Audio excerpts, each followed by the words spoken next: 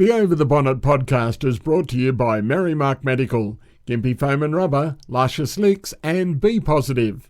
In this episode I get to chat with a man who was Australia's most recorded songwriter.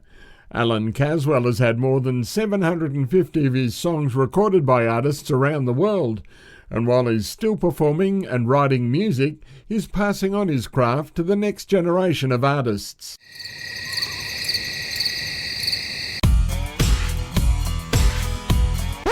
Over the Bonnet with Mark Piepers. Well, at least the guests are good. You'll never know what happens with the conversation when it's over the bonnet. You're kidding me, aren't you? Allan Caswell, welcome to Over the Bonnet. Great to be here.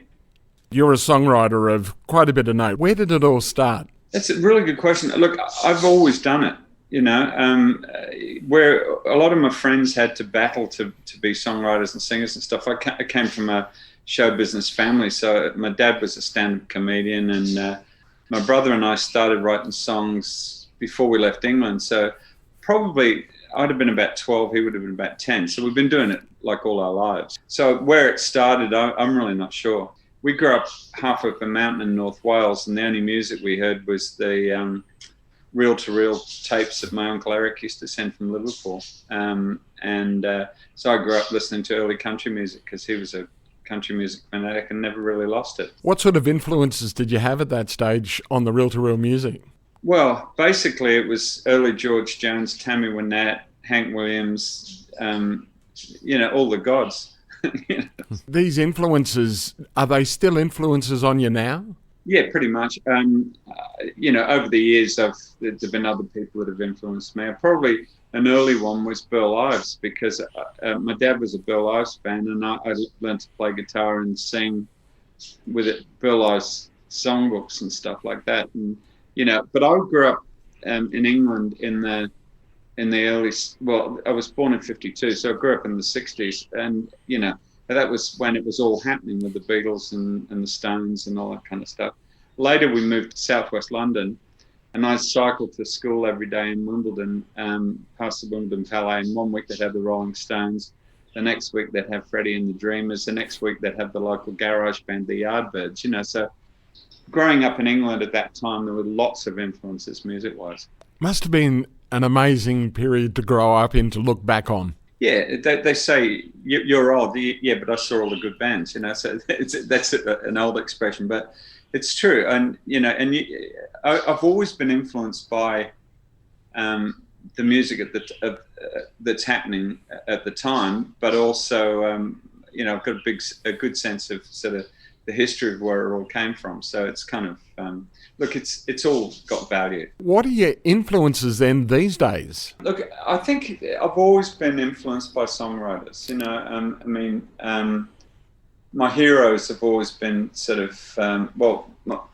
people like Hal David, and who wrote all the lyrics of Burt Bacharach but never gets any credit for it. And Bob Dylan and people like Bob McDill, who was a great songwriter, Harlan Howard, all those great old sort of Nashville songwriters who wrote the classics.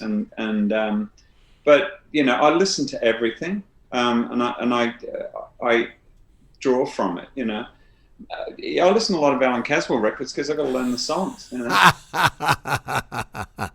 Is that hard to do, to listen to yourself? No, I quite like my records. No, it's not. But when you listen to the record, every track I've ever done, I've always thought, oh, why didn't I do it that way? But it's too late.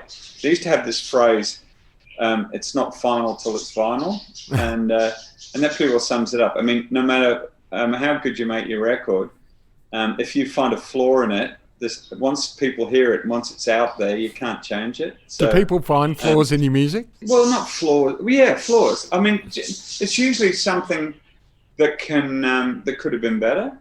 Because I'm not a perfectionist in most things, but where my songs are concerned, I am. There's a song, and I won't mention the title, but I won a Golden Guitar for Song of the Year with a song that I still don't think was as good as the idea, and yet, it came out as a single. People loved it. people still requested at my gigs. It won a golden guitar, so what do I know? You won the Golden Guitar for Best New Talent. How important and how special was that to get that kickstart? Well, it was very unexpected because in those days they didn't name the finalists, and the timing was perfect. It was 1980, and I came into town, and they interviewed me at the radio station about my single, and I thought, this is nice, isn't it? And then they gave me tickets for the awards, which I thought was even better. And the night of the awards, we got to the big circus tent where they held the awards. And they led us right down to the front. We're sitting 3 rows back. I thought, geez, we've got good seats. It wasn't until I realised I won. But it came at a time when on the inside, the song I wrote for Prisoner had just been a big hit, and then that came on top of it, and it really launched my career because winning New Talent, and then I had that, and that got me a record deal. But I'm over recording for Polygram now. I'm feeling a lot better. And that got me onto festivals, and that was where I met all the artists of the day, and I developed this thing of saying, when are we going to write? That was my stock line, and a lot of them took me up on it. Next thing I know, I've got songs on everybody's albums, and that's what launched my career. It was having my name on everybody else's record that launched it. What's the first song that you got picked up that you got picked up and recorded? Pretty much it was On the Inside. That was, I think I'd had one song recorded as an album track somewhere, that on an album that sold about 12 copies. But the first real cut I got was On the Inside, and when it went up straight to number one, I thought, wow, this is easy. And it wasn't until 15 years later I realised that a lot of things have to fall into place for that to happen. When you're talking about On the Inside, how did it come to be the theme song from Prisoner? And I believe it nearly wasn't. Well, Prisoner nearly wasn't for a while. Look, basically what happened, I signed a publishing deal with Chris Gilby, who was my publisher for like 18.5 years. I knew Chris from previously when he was with Alberts and when he had his own company. And he came back from England to set up ATV Northern Songs. On the Wednesday, I signed a publishing deal. On the Thursday, he was having dinner with, or lunch with some friends from Grundy's who made the Prisoner series. And he said he's looking for any music. And they said, well, we've got this new show called Prisoner, but we're going to use Unchained Melody. Righteous Brothers. Yeah. And he said, gee, I hope you got a big wallet. And they said, why is it going to be expensive? And he said, it costs you a fortune. You'd be better off getting your own song written. So they said, well, who would you have in mind? He said, I signed this guy yesterday and he'd be really good. So I got a script for the first 2 episodes. And I had a gig, that was on the Friday. I had a gig on the Saturday. Sunday, I sat down and wrote it in like 45 minutes. And that was the most lucrative 45 minutes of my life. And I did a high-tech demo with a $100 nylon string guitar and a mono cassette player, and handed it over to Chris. And he hadn't even set his office up yet, so he didn't have a cassette player in it. So he just handed it straight over to Grundy's. And they said, what's it like? And he said, I think it's the best thing Allan's ever written, not having listened to it. Right? Then I was in the studio a couple of days later, and Chris came in. He said, you better do a demo of that Prisoner song. They want to send it to Melbourne for final approval. That's how quick it happened. And then a week later, I was in the studio with Lynn Hamilton playing guitar for her while she sang the song. And she'd only heard it the night before, and she got halfway through and burst into tears. And I thought, no, she's the one. You could tell, it just had that vibe. But I found out later that the reason Lynn did the recording was because she was a single mum. Her son desperately wanted this bike for Christmas, and it was nearly Christmas. And the bike cost $200. And Lynn was signed to RCA, and they wanted one of their artists to sing it on the show. So they said to Lynn, look, if you go and sing the demo, we'll pay you $200. So she only did the demo so that she could buy a bike for her son, And wow. That was the kind of stuff that went down, I mean, I'd been a member of the Castle Brothers for years. My brother, because my dad was Steve Castle, a comedian. So we were the Castle Brothers. And then I sat in Grundy's office and watched the first 2 episodes. And when I saw my name in the credits as Allan Caswell, that was it. I went back to using my real name, and I've been there ever since. since then, that song went to number 3 in England. It made the country charts in America. Like I was growing up in North Wales, listening to Patti Page singing "How Much Is That Doggy in the Window" in Tennessee Waltz, and then she recorded On the Inside in America and made the country charts while I was in Nashville. So it's just been the song that won't go away. It just keeps coming back and saving my bacon when things like COVID happen. It's the song that keeps on giving by the sounds of it. Yeah. How did Lynn actually get involved? It was one of those things, or how was she actually selected? Because she had a deal with RCA, who had a good relationship with Grundy's, and they asked her to sing it because they wanted one of their artists singing it on the show. Talking to the producer of the show, he didn't think On the Inside was suitable to open the show, but I didn't write it for that. I wrote it for the end of the show. But he said he was glad he was wrong. That was the quote. But for a long time, it looked like Prisoner wasn't going to get made. They thought it was kind of too hard and too ugly, and they wanted the actors to wear makeup, and they wanted this, that, and the other. And he said to them, "I'm going away on holiday just to get some focus groups in here and see what they think." And the ratings went through the roof. So by the time he got back from holidays, they wanted 52 episodes. So that was how it began. And it's been one of the biggest shows ever. And it's taken my song all around the world. And to be fair, my song's been a hit in places where they didn't have the show as well, So I think it's been one of those things that worked for both of us. What did you think when you saw the first 2 episodes that you watched to write the song? What did you think of the show? I actually really liked it. It was different from anything that happened before. It was funny because it wasn't till years and years later, because I was touring a lot in those days. I couldn't keep track of this show. That Marion, my wife, and I set ourselves the target of because it came back on pay TV, and so we decided that we were going to watch the entire series, right? Which doesn't sound that hard because it was on twice a day, so, and we tape it if we were going to be out. But the problem was, you go away on tour, you come back and have to watch 10 hours of Prisoner to catch up. But we watched the whole series, and I was kind of proud to be part of it. It's been fun in recent years. Like I went down to Melbourne for the 40th anniversary of Prisoner, and all the actors, that were still alive, because quite a few of them are no longer with us, were there, and I sang On the Inside twice. I sang it the first time, and then they all had the audience, if you can imagine, 300 hardcore Prisoner fans having lunch, and they all had the lyrics on a song sheet. So I sang it the second time with the whole audience singing it with me. It was fun. How did that feel? It felt great. Over the years, see, it's weird. I was part of the success of that show without actually being that involved in the show. I did my work 45 minutes long before the show started. But over the years, I've got to know a lot of the actors and stuff, and it's been nice. It's been nice to feel part of something that was pretty special. Would you like to be known for some of your other songs, though, not just On the Inside? Well, yeah, and I like to think that I am to a certain extent, but this question came up just recently. And if you talk to people about Doug Ashdown, they go, "Oh, he was the guy that wrote Winter in America."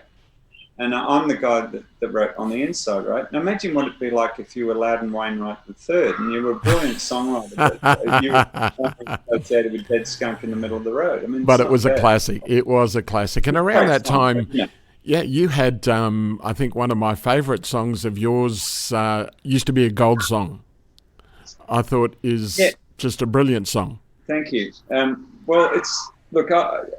That was the song, in fact, that I was referring to before when I said it could have been better. Because it's like I wrote it with Keith Potker from the Seekers, and Keith and I only had one day to write it. And look, the song's been really good to us. It won us a golden guitar, and I still play it. I love playing it because people like it. But every time I sing it, I go, "Oh yeah, but if I'd done that, and if we'd done this," But yeah, look, it is one of the songs that people associate with me, and I'm certainly not going to knock that. Because I remember as a fledgling DJ out in Mount Isa back in 1983 when it came out, and I absolutely loved it. There was some songs that you just really have a cornerstone that you're trying to throw into your show as many times as you could, and that was one of them, and I just really enjoyed it.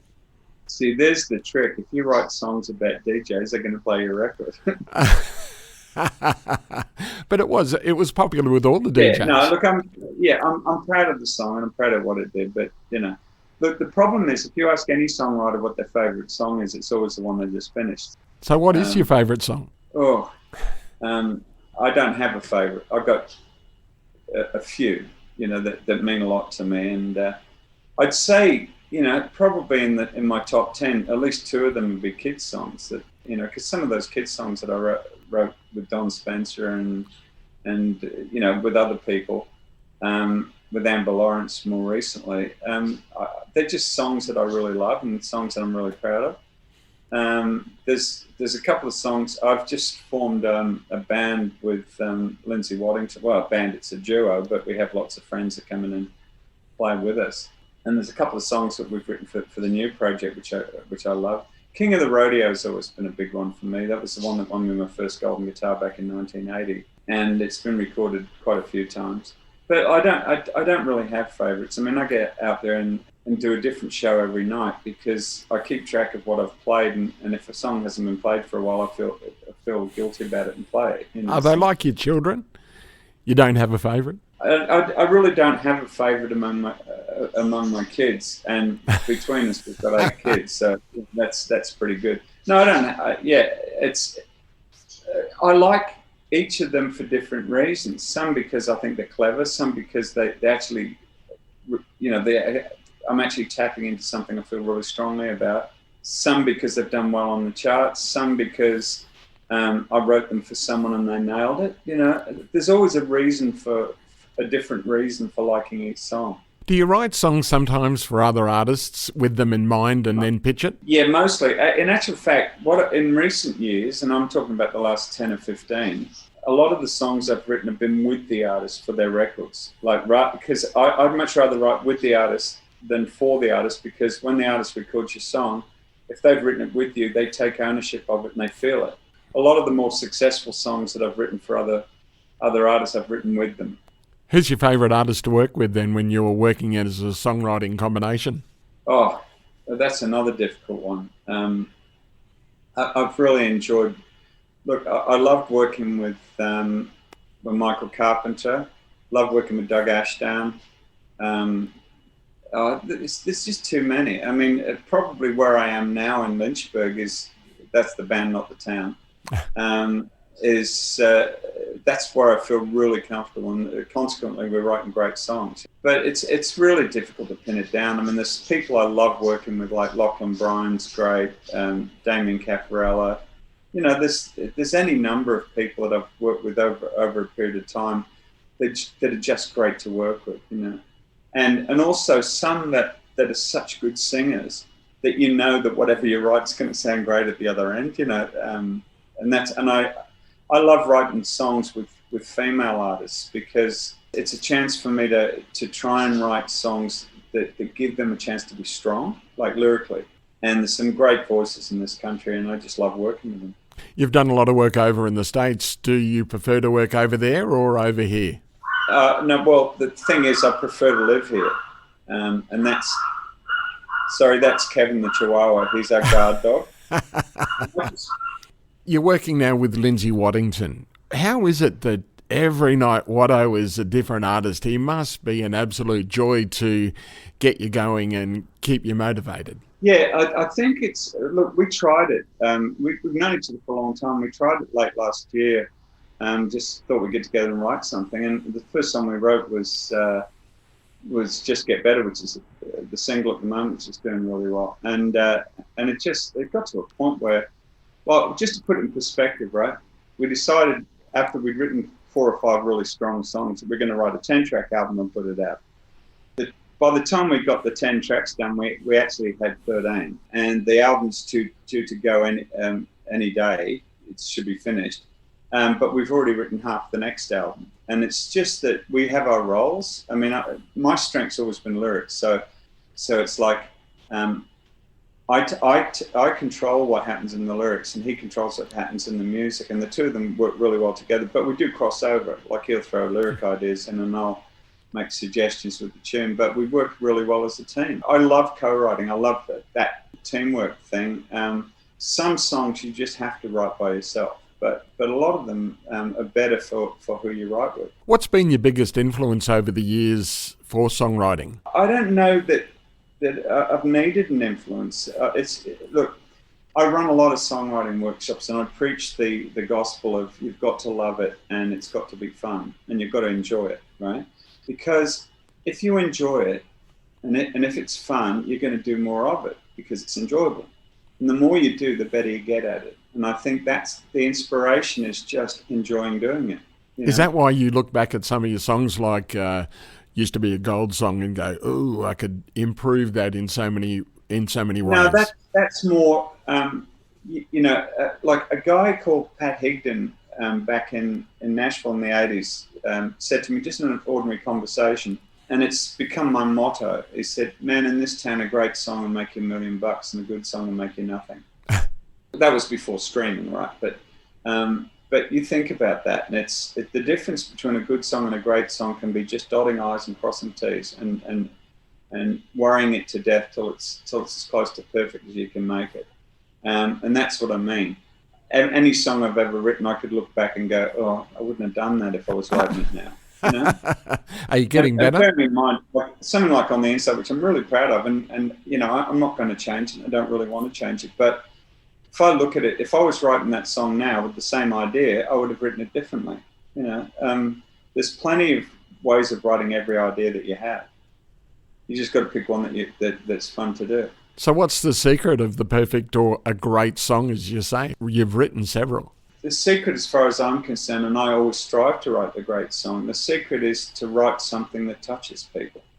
That's what a hit song does. It makes people look. There's no such thing as a hit song. You can only judge a hit song with hindsight, like after it's sold lots of copies and it's been charted and done all that. Then it's a hit song.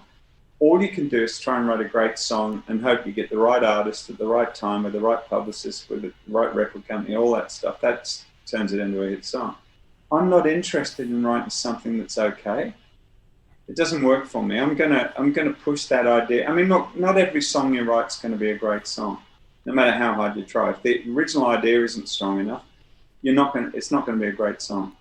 But you can write really good songs, and you can get them to a stage where they're as good as they're going to be, and then you've got to go, okay, fine, I've done that. The book's about songwriting. I've written 2 about songwriting and 1 about Allan Caswell, both subjects I know a bit about. So the latest one was it's a book called Secrets of Stronger Songwriting. And when COVID hit South Queensland, I just locked myself in my office for 6 weeks, 10 hours a day, and wrote the book because I needed something to do.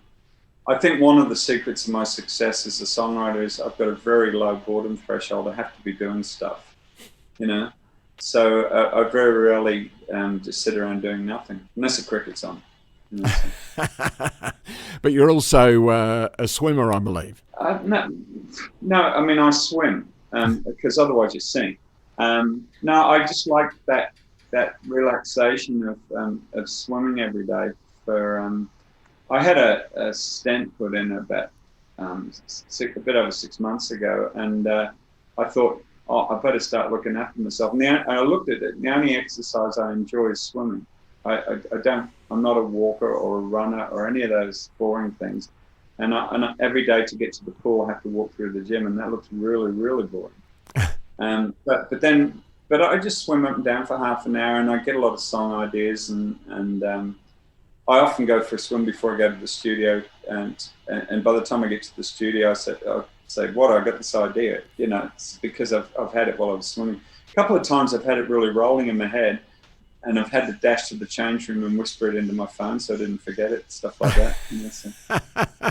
But I still think that songwriting, it's not a thing I do every day. If I don't have an idea, I don't even try and write, but I get a lot of ideas, so I do write a lot. I probably write more songs than most people, which is why I get more songs recorded than most people. Is there an artist that you'd like to record your music? Oh, there's several. I don't know anyone who doesn't want a Willie Nelson card. I'd love it. I used to go to Nashville every year and write with a guy called Paul Harrison, and all we wanted to do was get a Don Williams cut. And trip after trip, I go there and we write these songs for Don Williams. And we had one on hold at one point. And then Paul later on started writing with Bob McDill, who wrote a lot of Don Williams records, and finished up getting his Don Williams cut and several number one hits elsewhere in Nashville too. So, I mean, I would have loved Tammy Wynette and George Jones to do my songs, but they're no longer with us. So I've got to, someone like, well, say overseas, Jamie Johnson, I think is great.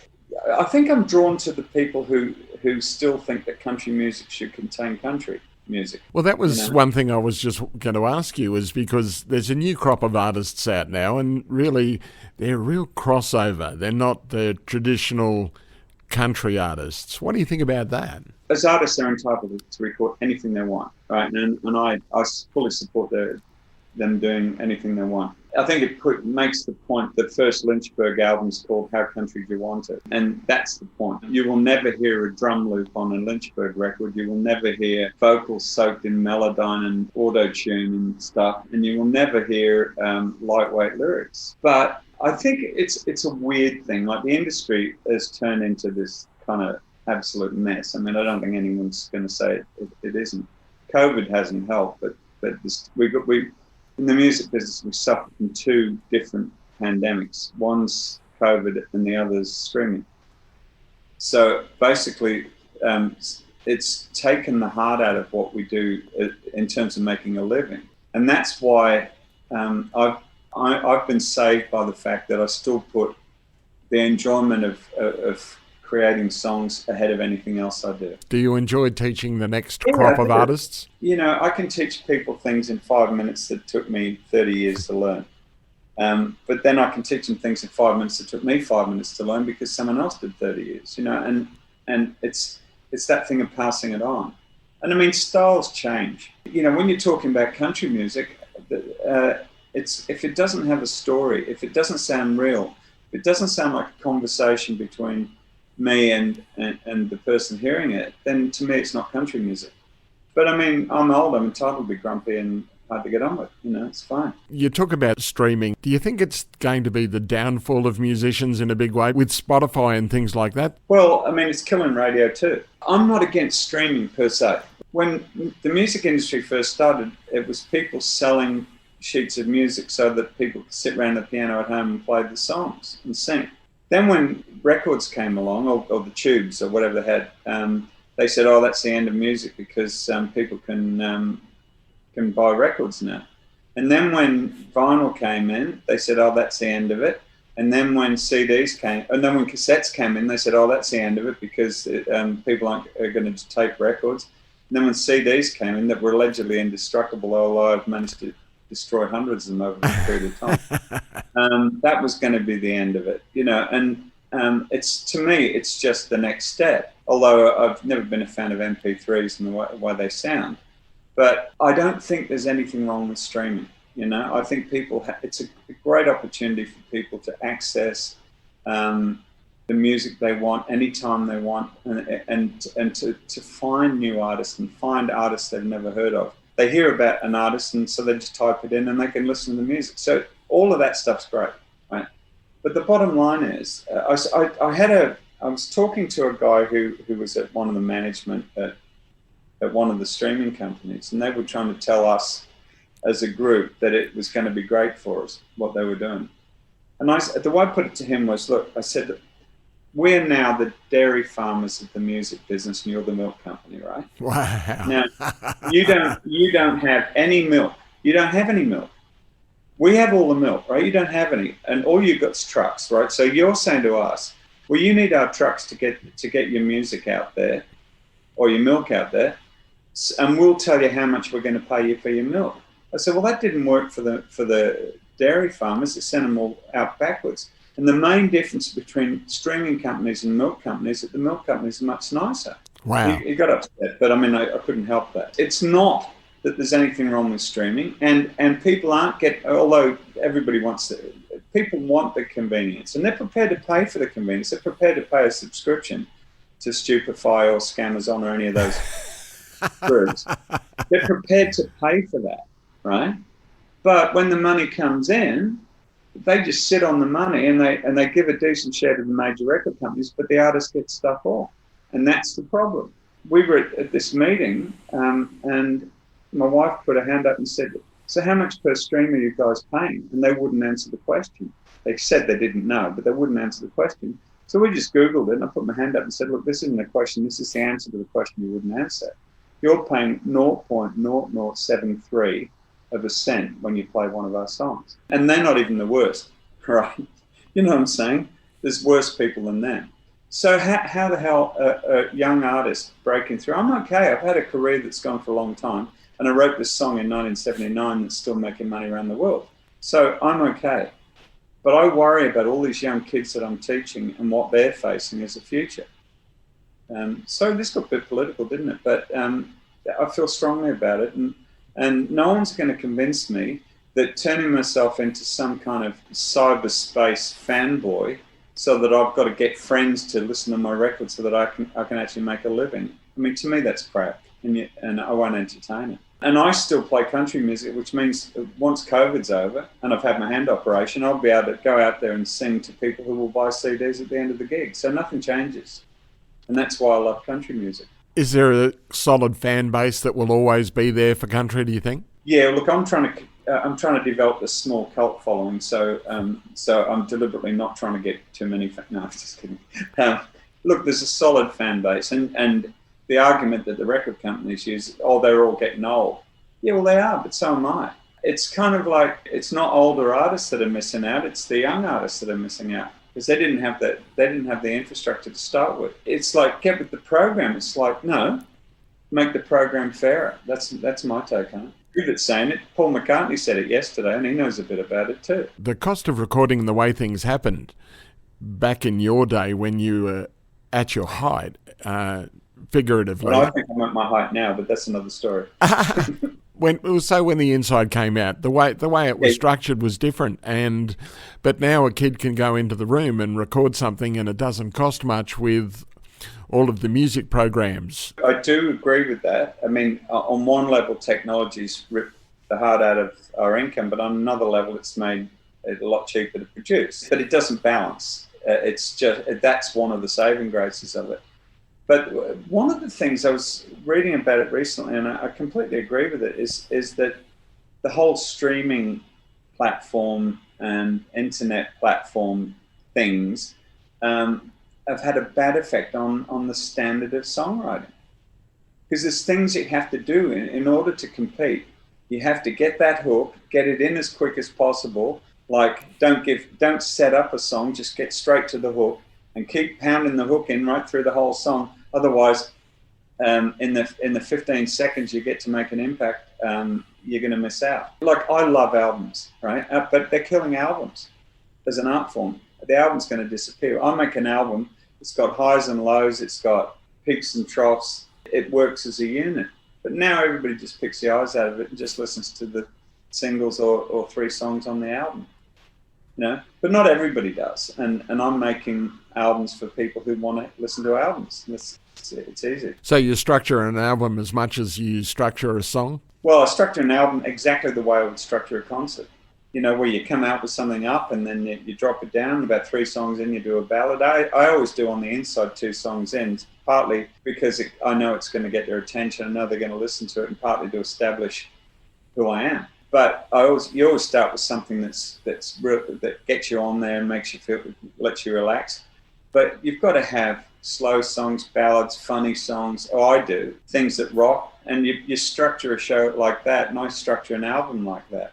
But if you're going to go and put it on some kind of random thing where it doesn't play the tracks in order, or where you'll hear 1 track off my album, 1 track off Elvis's album, 1 track off Lee Kernaghan's album, you're not getting that cohesive run like an album. So they're killing albums as well, which is sad. Working with Lindsay Waddington, do you find that you've got a new audience and you've got a new approach to things, which is getting you into different markets? Well, it's early to say. We've had 1 single out, which is currently top 5 on a lot of the charts.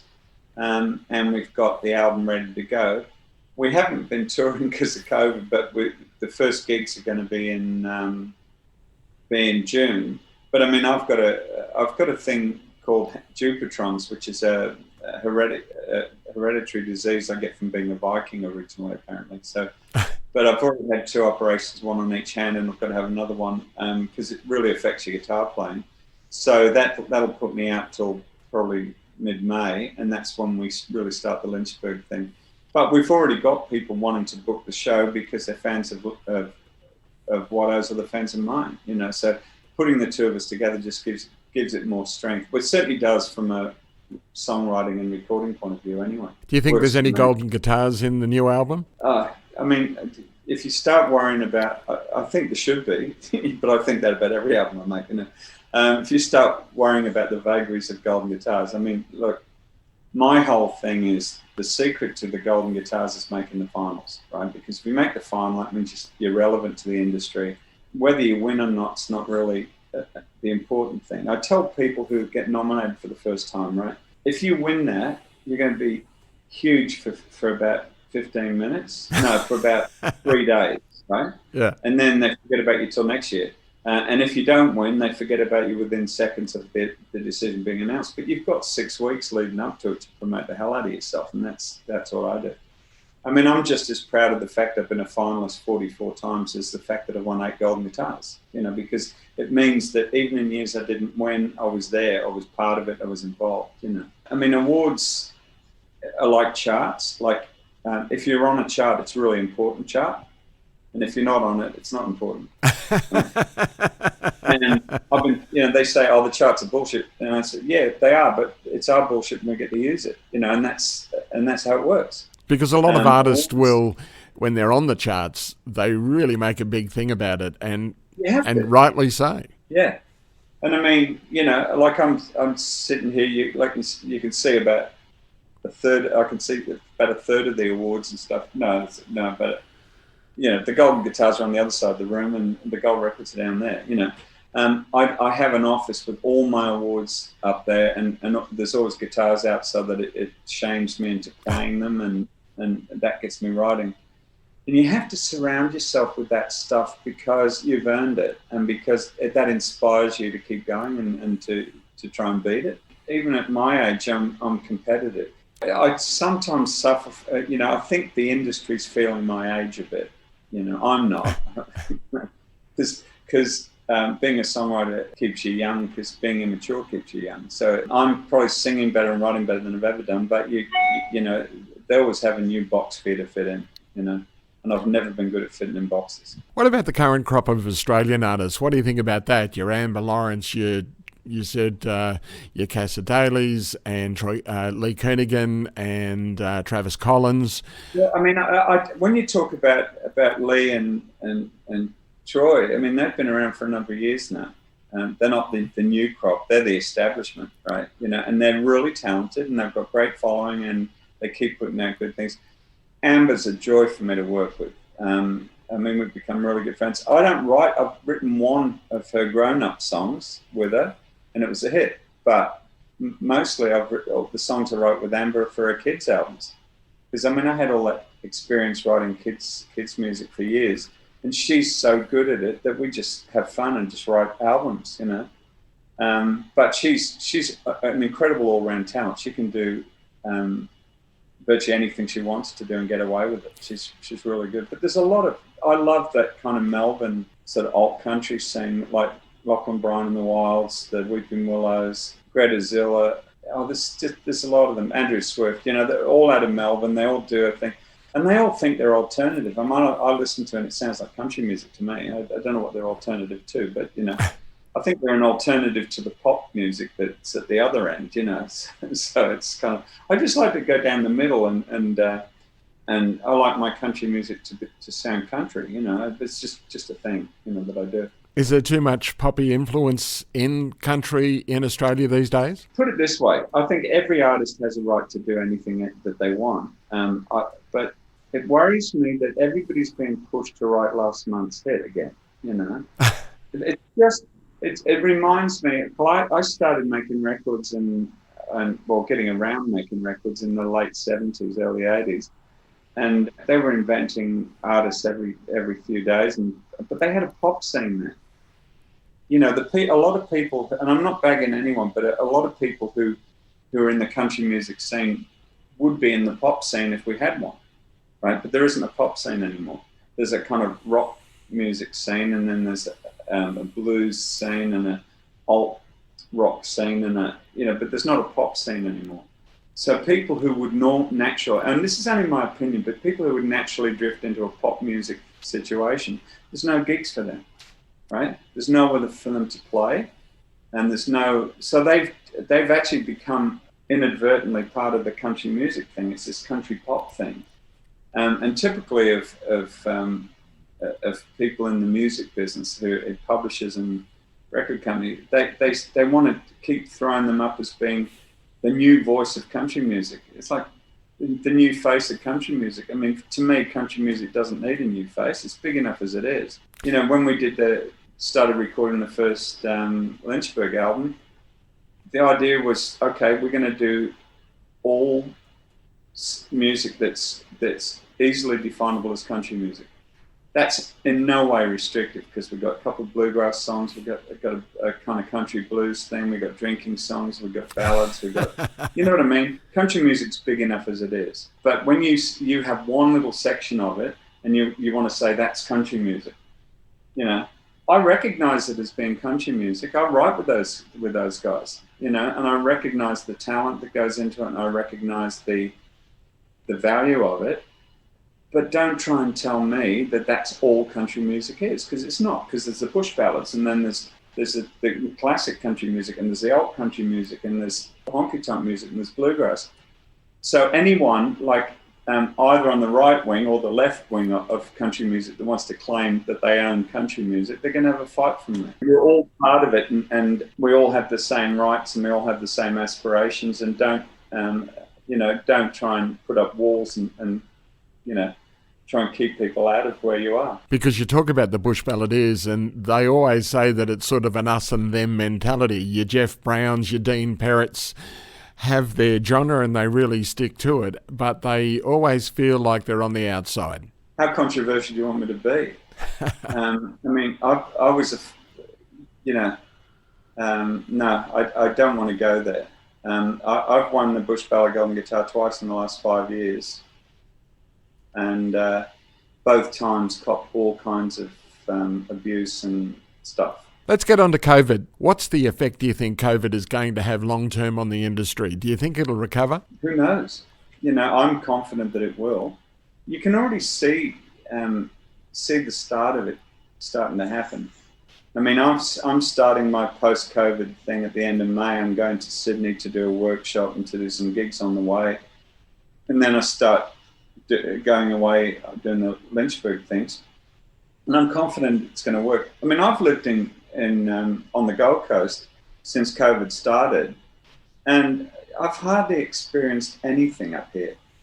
And when everybody in the other states was whinging because we wouldn't open the border, I was backing it because, you know, why mess with it if it's working, you know? So it's kind of it's done us a lot of damage. Right? Obviously, because no one's earned any money for a year. You can't function like that. And on top of that, if people haven't been buying albums, they've been streaming their music, so we've been making no money there either. The money that you make as an artist these days is from doing gigs. So the people that haven't bailed out, and a lot of people have, it's going to be hard work. But it keeps getting back to that thing I keep talking about, that you've got to love it and you've got to enjoy it. I mean, I still want to get out there, even if it's tough, I still want to get out there and play. Still want to write songs, you know, and that doesn't change. What do you prefer, a big audience or a more intimate surrounding when you're playing and working? The biggest crowd I ever played to was 80,000 people, and the smallest was 3. And I'm pretty comfortable anywhere in between. I think I like to have an audience that listen to the words, because I'm a lyricist, you know. And it's hard to get that. Like if I play Gympie, I don't want to play on main stage. I want to play in one of the tents where you still get 200 people or 120 people or something, but they can hear you. apart from the bass and drums coming from the main stage. But they can hear the words and you can communicate with them. So I guess for me, a mid to smaller crowd suits me, a more intimate crowd suits me better. But that's the thing. I mean, if you're in a band, it's a whole different thing. If they talk, you just sing over the top of it. If you're sitting on a stool playing songs that you want them to hear the words to and there's people talking, it's a lot harder. What don't you like about audiences then when you're playing? What don't I like? Yeah, what turns you off when you're trying to entertain an audience? Does some behaviour, as you mentioned, talking? Yeah, I mean, but I mean, I've got methods of dealing with it. I mean, my mum was a comedian, and I toured for a couple of years with Cole Elliott, so I know how to get an audience happening, you know. And Lachlan Bryan and I wrote this song called Really Stupid People, and Marion cringes if I do it. Second song in, it means I'm not happy, and it gives me an opportunity to pay out to some people, you know. And I do it. Coming from a show business family, how much pressure did it put onto you getting into the industry? None. But there was no pressure on me not getting into the industry either. I just got support and encouragement, you know. I didn't have to prove anything. They would have supported me whatever I chose to do. But my dad was rapt that I went into the industry, and my brothers did. I mean, we had a family band with my two brothers and my dad at one point, you know. He loved it. I mean, Dad died at 56, but he was still doing gigs up until that happened. And Mum lived to be 90, and she was still following our gigs, still listening to the records, still checking the charts and trying to figure out where I'd be next week. You know, so yeah, nothing but support from my family. And none of my kids have gone into music, which is fine. My niece Peter's doing quite well, you know, in the music business. And she's my younger brother Steve's daughter. She's the only one out of all the kids that went into it. You talk about festivals. You mentioned Gympie. Do you have a favourite festival and one that you're really looking forward to getting back into?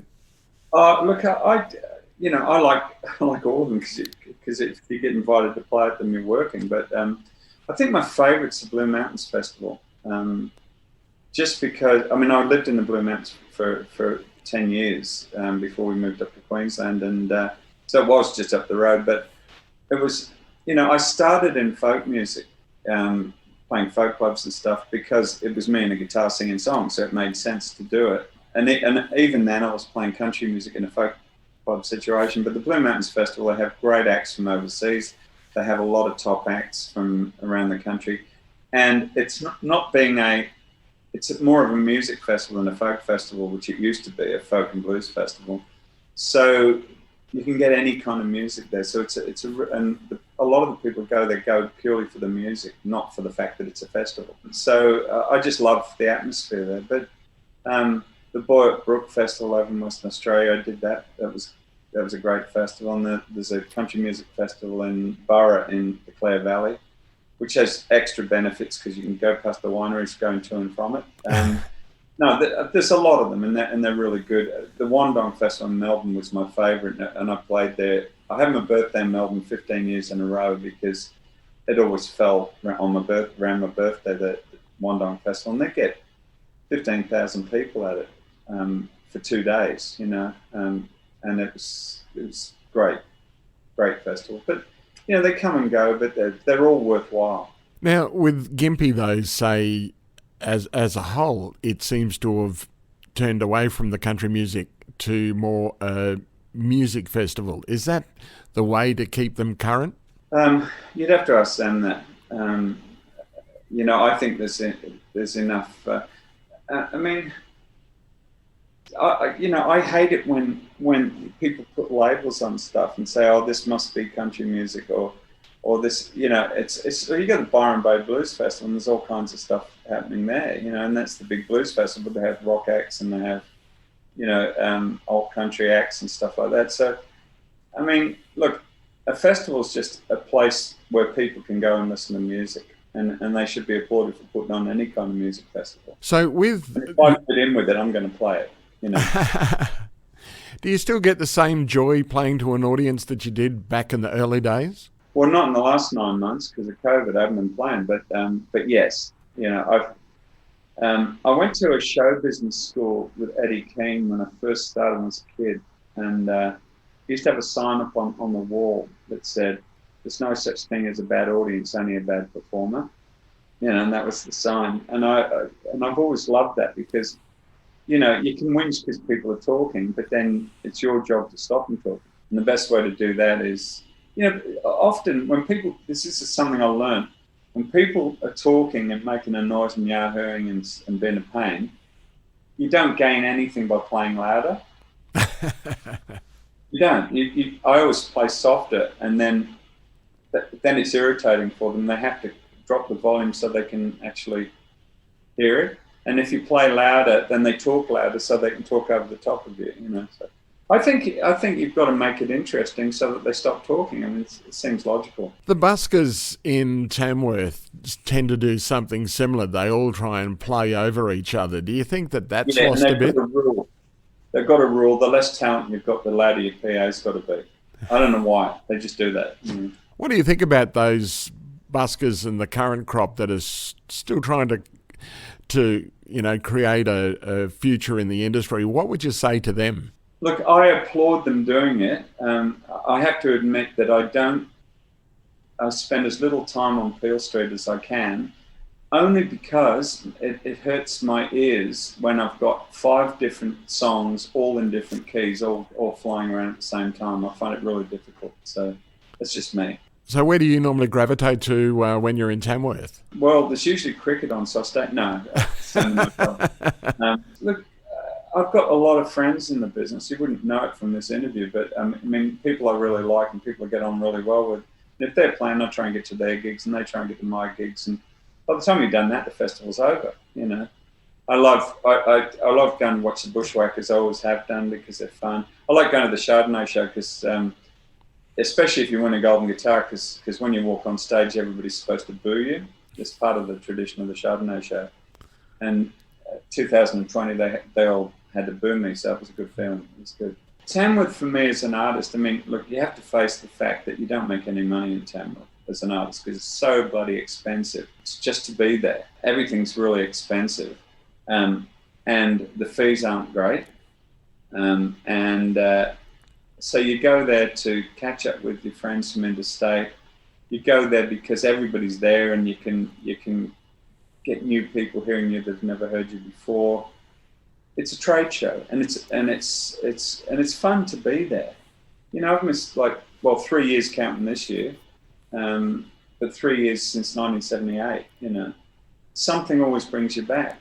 You certainly don't do it because there's a lot of money to be made. In fact, they've got to be really careful because there's less and less artists going there every year because it's just so expensive they can't afford to do it. How could they change that? Well, they could reduce motel fees for a start.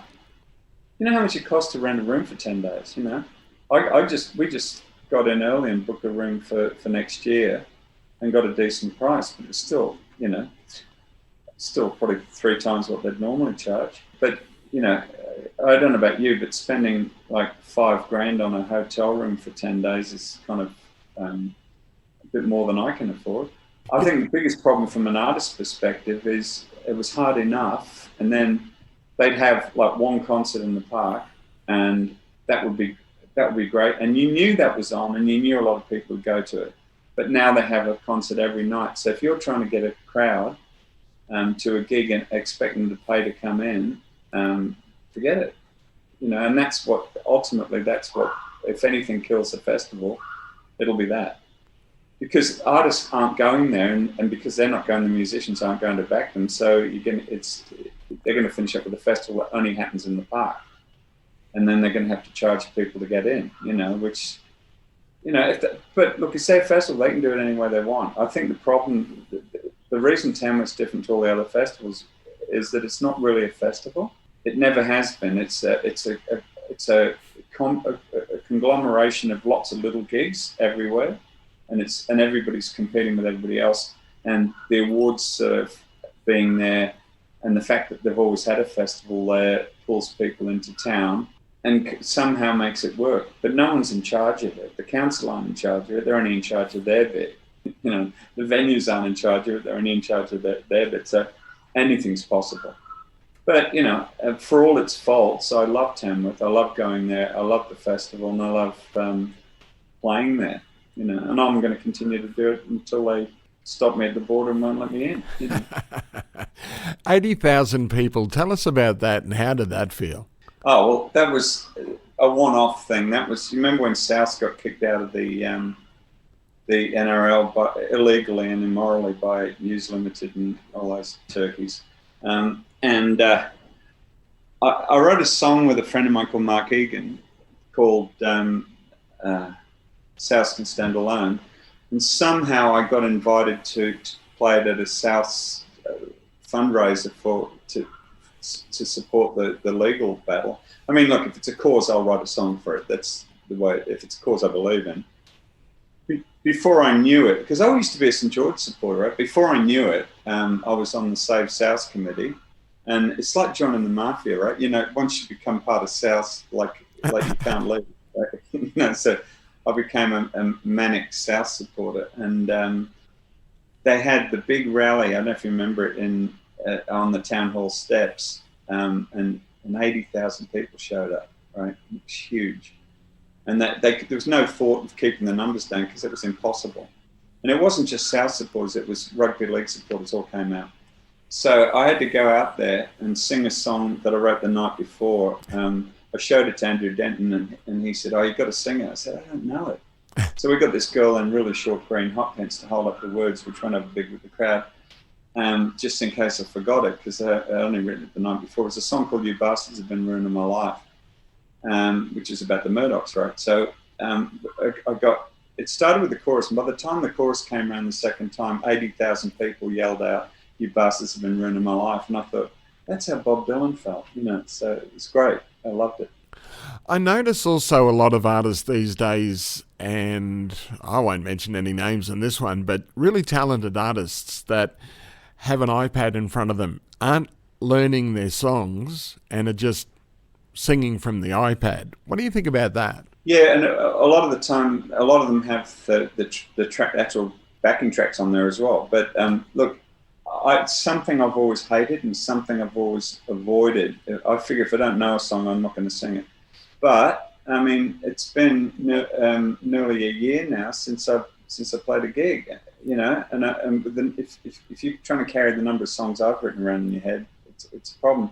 I'd just like to make the statement: I can't guarantee I won't have the lyrics on the stage for the first few gigs either, you know. And don't forget, a lot of artists are playing, you know, in an effort to stay alive in a tough situation, are playing songs that are crowd pleasers that they don't know that well. You know, I wouldn't do it. I mean, I need to know a song before I play it, you know. So, you know, it comes under the heading of you do what you've got to do to keep going, you know. So if they need to do that, it's their thing.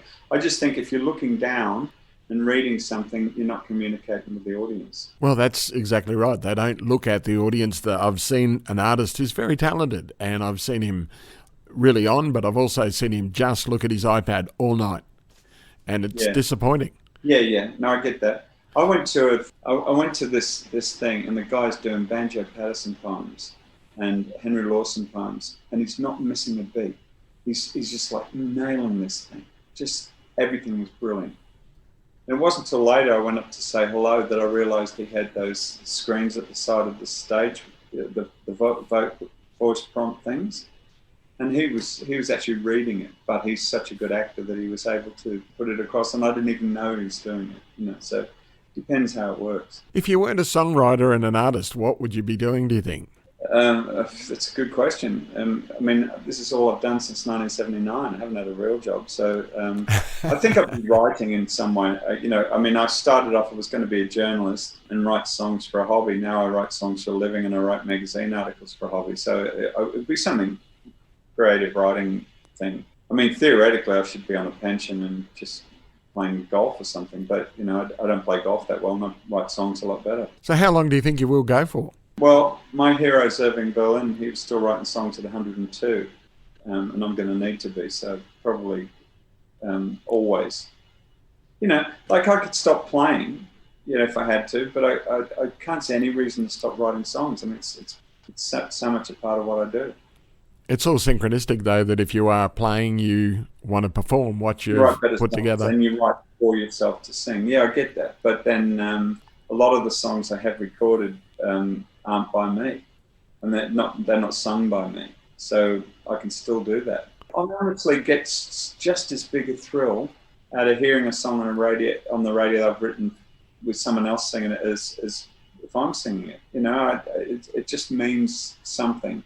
I still love radio. I still turn the radio on. Every time I hear one of my songs, I turn it up. There was an interview once with Barry Gibb in Rolling Stone. It was like a Rolling Stone interview, and he's being interviewed, and it's in the middle of the interview. He got up and turned the radio up because he heard one of his songs on the radio, and I thought, that's a real songwriter.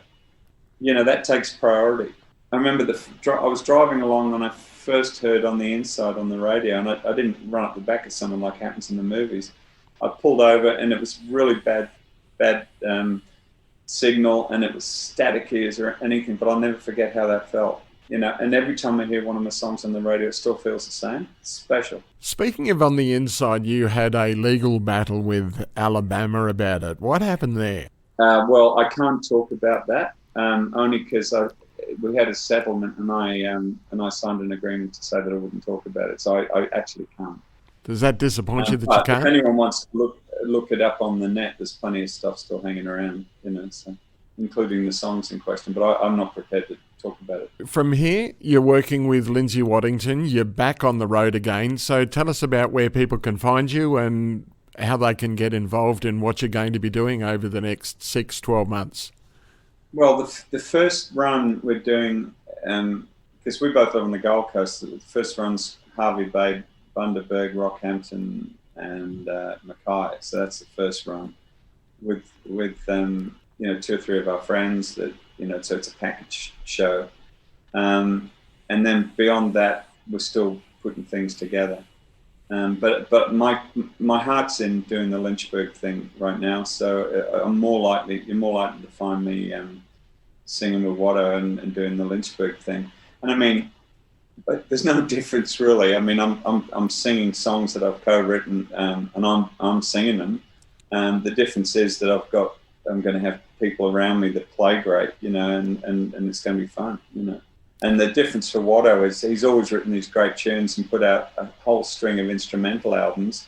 But now he's writing songs that have a singer on them and stuff, So it's working really well. I actually convinced him that he had to sing on this album, and he did, and he sounded great. So but probably more of Watto singing in the future too. Are you looking at some of his older instrumental music and putting words and lyrics to them? Well, you know what? At this stage, we're just writing so many songs. We haven't got time to go backwards. We're just going forwards the whole time. I mean, like I'll go for a swim and come up with a lyric idea and type it out and send it to him. And by the time I get to the studio, he's already got a tune happening. So, or I'll get to the studio and he's got a tune. Like he started off, he'd have a chord progression. Now I go in, he's got guitar, bass, drums, and dobro on it, and all I got to do is write the lyrics and go in and sing them. It's that quick. So I don't think we're gonna. I mean, we can, and we might well do it. Might revisit some of the tunes, and we'll probably revisit some songs that I started that seemed like good ideas at the time and didn't actually progress. We've got a couple of those on the album, and they're great songs now, whereas before they were kind of just good, and we've rebuilt them, rewritten them, changed the tunes, all that stuff. So it's an ongoing process, and you don't throw anything away. You can always use ideas. Are you so surprised, though, that so many artists have picked up your songs and run with them over the years, like the Irish Rovers, Paddy Page? I don't know if surprised is quite the word. I'm always grateful that they have, But I think, if you're writing consistently good songs, I'm less surprised by the number of artists that I've written with that record the songs, because they've committed to writing them and they've put in to writing those songs, and I encourage them to say, this is one of my songs. It's one I'll say the same thing, and it's just as I said before, I get just as big a kick out of hearing someone singing a song I've written or co-written as I do if I did it myself. I don't worry too much. It's all about the songs. I sing so that people hear the songs, and that's why I write songs, and that's why I run workshops to teach people to write songs, because I enjoy it so much. I'd like to pass it on. And you do pass it on. You've got 2 books on songwriting. Are there Yeah. plans for any more? Not at this stage. I mean, the first book, Writing Great Songlyrics, was almost out of print, and I was going to reprint it, and then I thought, well, that was written 15 years ago, and so much has changed about the business that was when I decided to write Secrets of Stronger Songwriting, which is the latest book, because I wanted to bring it up to date and talk about the music industry as it is now, rather than as it was 15 years ago, because I don't need to tell you how much it's changed in that time. And the other book, My Version of the Truth, it's interesting because, I mean, that's my autobiography, and it's talks about surviving the music industry as long as I have, and all the things that have gone into that, and Tamworth, and going and doing gigs in Iraq and Afghanistan, and all the other things that I've done. But even now, I look at the book, and a lot's changed just in the 2 or 3 years, the 2 years since I wrote the book. So if I was going to do more writing, I think I'd like to go and revisit that book and do a second edition that brings it up to date. How would you like to be remembered then? I'd just like to be remembered as I think as just the guy that had more songs recorded than anyone else in this country. That's what I'd like to be remembered as. Someone who kept coming up with songs that were good enough to record. That's the key to it, because I don't want to write songs that aren't good enough to record, because I've wasted my time. I want to write songs that people want to record. Does it feel good that you've got a lasting legacy? Yeah, but I try not to think about it too much, because I just had another birthday. So legacy sounds like something that happens after you're gone. So I don't think about it that much. But yes, it is important to me. Because 8 golden guitars is pretty special. Well, I could move it around so I could fit another couple up there, My current target is to get from 44 final spots to 50. Right? That means I've got to make the finals another 6 times. You just have these little goals, So, but I mean, if a couple of them, so at the moment I've written 44 acceptance speeches and only used 8 of them. So, I've still got a long way to go. What's the key to a good acceptance speech? Don't forget your wife, which is what I did last year, and had to race back and push Manfred out of the way. There was one speech I made in 2007 where I announced my retirement from all forms of country music, but that was just after Shane Warne had retired from cricket, and I thought it was funny. And but the thing that saved me was that they left. It was a golden guitar one with Drew McAllister for vocal collaboration, and they left us off the TV broadcast, and I went to the loo when they were getting everybody together for the official photograph, and by the time I got back they'd already taken it. So officially no one heard that speech, and no one remembered it, and no one even knew I won an award, so I had to keep going. So that was the way it was. Because you've mentioned cricket quite a few times, you must be an absolute cricket tragic. No, I'm an absolute sports tragic. I get up very early, a couple of mornings a week to watch Liverpool play either in the Champions League or in the English soccer. I follow Souths, so I watch them every week. I watch the Swans every week. I watch Test cricket. It's the only interest I have outside music, pretty much. So, I just, the two most, I'm one of those people who my least favourite, 3 favourite words in the English language is download the app, right? But I have 2 apps on my phone that I have to have. One's Optus Sports, so I can watch English soccer, and the other's KO, so that I can watch all the cricket and the rugby league and Aussie rules. So that's me. Because you wrote a song about the America's Cup, and there's the current America's Cup going on now. Yeah, sailing. I've got to blame Paddy Fitzpatrick, who I wrote the song with.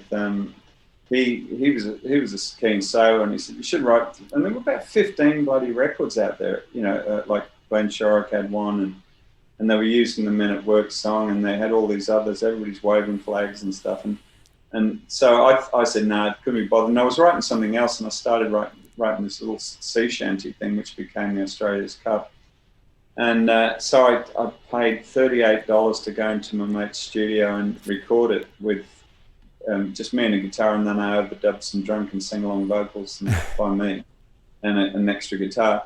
And Clive Robertson was the breakfast show guy on the ABC in those days, and he was a top-rating guy, and he was brilliant. A great voice. And I knew him from a previous record, And we just lobbed into his studio one morning. He says, "It's not dirty, is it?" And I said, "No." So he just put it on. Right? And they got all these phone calls, people wanting to buy the record. They rang the publishing company. So we just put it out on EMI Custom. And it was one of those things where if we won a race, we'd go and get another 2,000 pressed, and if we lost, we'd stop, right? So I finished up with 700 copies in my garage and a #1 record in Sydney. So, it all worked. You talk about being a sports tragic. Are you following the current America's Cup with Prada and New Zealand going head to head? No. It was for me. It was Australia against America, and it was something that had never been done before. I'm not into sailing, but I was into that. Like, I guess a lot of Australians suddenly became experts on sailing because we were doing well. And it was such a great story where we were getting creamed and we had no chance, and we just kept coming back. It was great. It's kind of and the South thing for me, it wasn't just a sports story. When I was writing those protest songs, it was.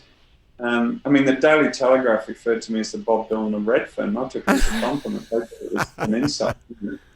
But to me, that was a human rights issue. It was like people had a right to work in a really boring job all week, and then have that Saturday when they could go out and watch the team play. And these rich bastards were taking it away from them. So I had to write songs about that. Do you think they killed rugby league? No, look, I think it's been a progressive thing. I'm old enough to have seen rugby league played properly, where scrums were competitive and where play the balls were competitive. Where they didn't have all these stupid rules. And if it was a draw, it was a draw. But when they took away competitive scrums, for me, they killed the game. And too much interchange. And, I quite like watching NFL, but I know what to expect when I go into that. I know it's going to go forever. And I can do kind of stuff on my computer while I'm watching it on the TV, so that's fine. I just don't think it's got. The skill levels are incredible, and the athleticism's incredible, and they're much fitter than those guys back then. But it was a better game, I think, than it is now. And the worst thing they ever did was to get that bunker thing. You wouldn't mind if they got it right. But, half the time they get it wrong. And I'm all for, like in English soccer, the VAR, when they had the camera that pointed along the goal line so you could see if the ball actually went over the line into the goal, that was great. That's science at its best, But as soon as, you get a great goal disallowed because someone's toenail was over the line, it's just, don't get me started. Or I'll talk about the Everton game where Van Dijk got butchered out of the game for the rest of the season and the guy didn't even get a yellow card. Don't get me started. It's too political. You talk to me about sport. It doesn't work. Do you write enough songs about it? Look, I write some. You know what? The key to it is for me. I don't write songs for me. I write songs for the people that are going to hear them. So, people are constantly coming to you and saying things like, "Oh, there's a song in that," or "I've got a great idea for a song," and often they're crap ideas. and I usually very rudely respond by saying, "I think there's an idea there. I think you should write it." I'm going to write it, but not every idea is a good idea for a song. And so I'm pretty picky about what I write about. Often it's just, this is a great line, how can we write it? But I'm always conscious of the fact that I want it to touch people and make them feel something. I don't care if it makes them want to laugh, cry, dance, get angry, whatever. As long as it's having an effect, then I'm prepared to have a go at it. Well, you have affected a lot of people and you've brought a lot of joy to a lot of people, and let's hope it just continues for many years to come. And it has been an absolute pleasure to chat with you over the bonnet, and thank you. It seems to get a bit controversial a few times, but you did ask. Well, Allan Caswell, thanks for joining us over the bonnet. Thanks for having me. This podcast is brought to you by Merrimark Medical. Merrimark Medical is your local medical practice in Gympie, specialising in quality family medical care. Are you always sick? Ranging from acute medical issues to management of long-term chronic conditions. When you need to get better, even if you have complex health problems, get the right diagnosis with Merrimark Medical. Contact Merrimark Medical in Gympie on 5481 873 or find them at 18 Young Street. The podcast is also brought to you by Gympie Foam and Rubber, your local store that specialises in foam cut to size. They've got all sorts of good stuff like upholstery and craft foam, even loose fitting foam. The shop is packed with things like mattresses and pillows. Not so squeezy. Now, they'll help you get down and dirty and save your feet with rubber flooring and mats, anti-fatigue matting, and they have industrial mats and rubber. If they don't have it, Andrew will get it in for you. Plus, for Over the Bonnet listeners, mention the show and ask for your discount, and you'll receive 10% off the price. That's right, 10%. Only for Over the Bonnet listeners when you mention the show, and you have to ask for your discount. That's at Gympie Foam and Rubber. We can't go without mentioning Luscious Licks, 100% fruit ice cream. You can find them at local markets and all sorts of events. They taste good. They are a really delicious alternative to conventional ice cream. Now that's the stuff you may as well strap straight to your thighs. But with Luscious Licks, it's completely dairy-free, gluten-free, and with no added sugar because there's nothing added. And best of all, it's guilt-free and it tastes great. Look out for Luscious Licks in the pink marquee at a market or event near you.